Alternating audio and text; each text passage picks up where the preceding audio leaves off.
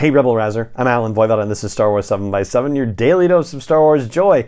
And thank you so much for joining me for it. So we'll start with the first takeaway, which is why is this episode called The Spies, plural, right? I only can see one spy in this whole episode so far, which is Elia Kane.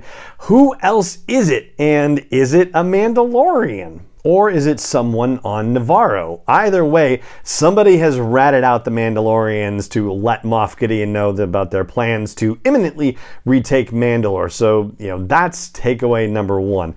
Number two has to do with the fact that, yes, I've been patting myself on the back for anticipating a couple of things in TV shows the last time, but yeah, I did not see this one coming. The idea that Moff Gideon didn't want them trying to retake Mandalore because his base is on Mandalore. Well, that was a rather shocking development, although I will say I guess I started to get a little, concerned about when the Mandalorians were just progressing further underground and suddenly they were in things that seemed operational corridors of areas and whatnot. And it was like, why is this the case? This is strange. There shouldn't be things up and running like that. And certainly those Mad Max-ish Mandalorians that were still living on Mandalore didn't seem like it was their technology necessarily. So I started to get a bad feeling about that when they were in those areas. And then suddenly the shock and the awe of Moff Gideon having a base there and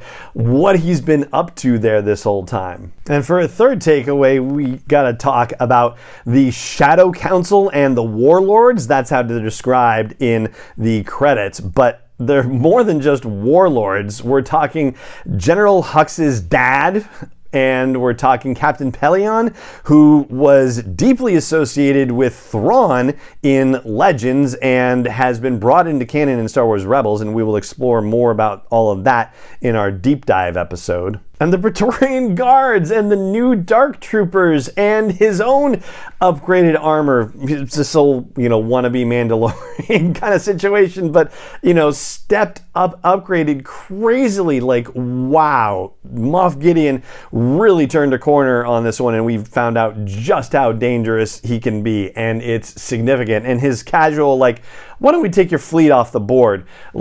Oh man, with the armor heading up into space, and not knowing what she's going to find when she gets up there, yeah, that is a huge yikes moment that I think they're saving for us, maybe for the opening of the final chapter of the season. During that fight, also for another takeaway, we have the noble end of Paz Vizsla, who has been through a lot this season between, dinosaur turtle attacks and having his son stolen by crazy raptor pterodactyls. I'll say I wish he'd done at least a little bit of damage to those Praetorian Guards that showed up, but it doesn't seem like he really managed to get much done to them, and I guess this speaks to the fearsomeness of those Praetorian Guards. And, I got to thinking about this. I guess, we'll probably talk about this more in detail on tomorrow's episode, but who are these Praetorian Guards? I don't think we've ever really found out anything about them at all, but I have theories, so yeah, we'll get to that eventually. And he'd already been in a fight previously in the episode when he took on Axe Woves. And yeah, that was an interesting thing. So that'll be our fifth takeaway situation because, it's another one of those too much Mandalorian blood has been shed, except maybe, they are at a place where, they can shed blood without killing each other necessarily. I don't know. When knives come out, I feel like somebody's going to get shanked and it is not going to be a good thing. And yes, there could actually be serious damage done, and that's against what the armorer was saying she wanted. It's against what Bo-Katan was saying she wanted, but apparently they needed to have this out because the two rival factions were kind of vying for supremacy, and certainly Bo-Katan made it clear that she was the supreme person against Axe Woes, but I guess Axe was like, well, if I can't take you, then I'll pick on the next guy, and Paz seems like a bad choice for that, but yeah, what are you going to do? So they had a pretty good knockdown, drag-out fight until our sixth takeaway with Grogu in the IG-88 ride situation. So I gotta say, this thing, I mean this in the best way possible. This put me in mind of George Lucas in 1983 making up Ewoks because he was like, we're going to sell a whole ton of merchandise around this, and thinking of things in terms of like, yeah, we're going to sell a bunch of stuff. So I just imagine somebody saying like, oh yeah, we'll turn IG-11 into IG-12 and we'll make him like a radio controlled thing that Grogu can operate and walk around on. And I swear to you, we are going to see that by Christmas this year for sure.